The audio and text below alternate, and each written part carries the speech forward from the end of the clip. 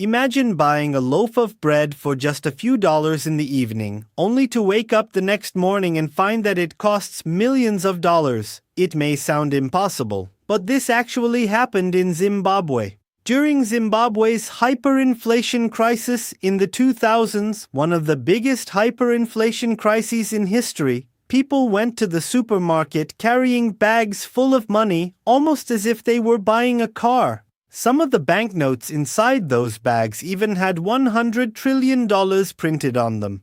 Yet even that enormous number was often not enough to buy a basic basket of necessities. Of course, this didn't happen overnight like we imagined above, but it did happen in a relatively short period because of a series of mistakes. Now the question becomes, how does a country end up at this point? To understand that, we first need to look at Zimbabwe's past.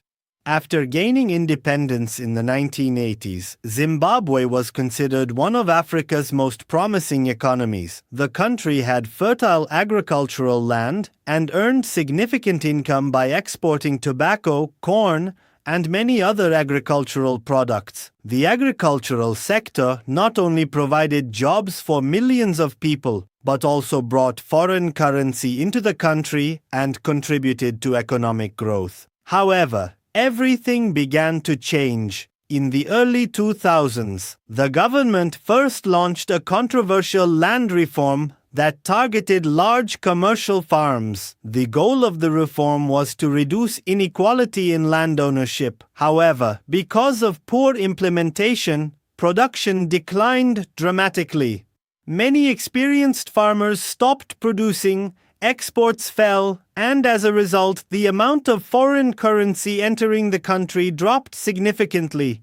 At the same time, factories that could no longer withstand the shrinking economy began to shut down. Unemployment rose rapidly. The government started collecting less tax revenue, but its spending continued.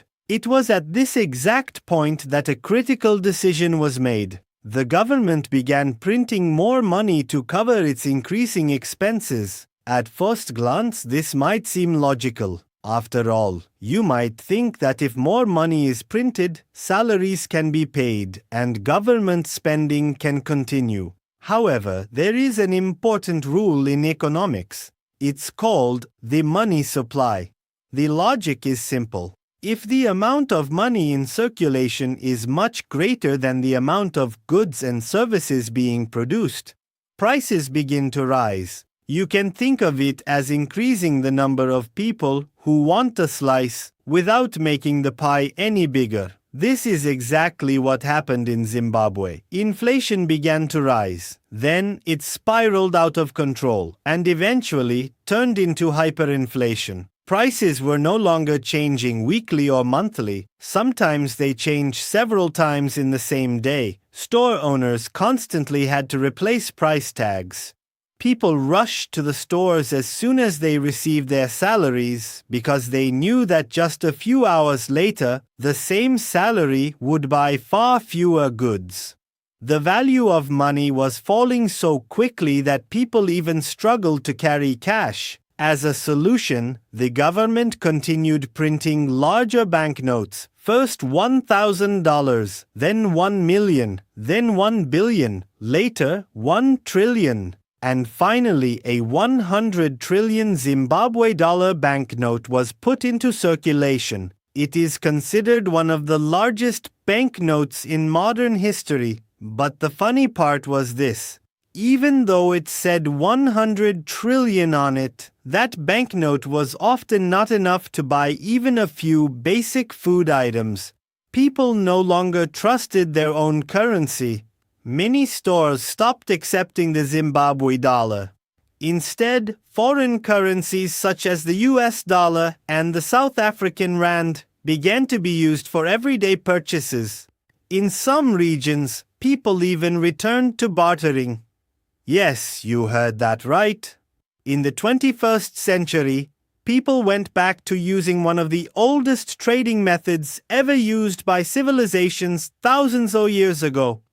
Instead of using money, they exchanged goods directly. This crisis didn't just affect the economy. It deeply affected people's lives as well. The savings of people who had worked for years were almost completely wiped out. Retirees' pensions weren't even enough to buy a few loaves of bread. Businesses could no longer plan for the future, investors were leaving the country, and economic uncertainty kept growing every single day. Finally, in 2009, the government made an important decision. The Zimbabwe dollar was largely abandoned, and foreign currencies were officially allowed to be used in everyday life. This decision helped stop hyperinflation, and prices gradually became stable again. In the following years, the country tried to reintroduce its own currency. However, regaining people's trust proved to be much harder than printing new banknotes.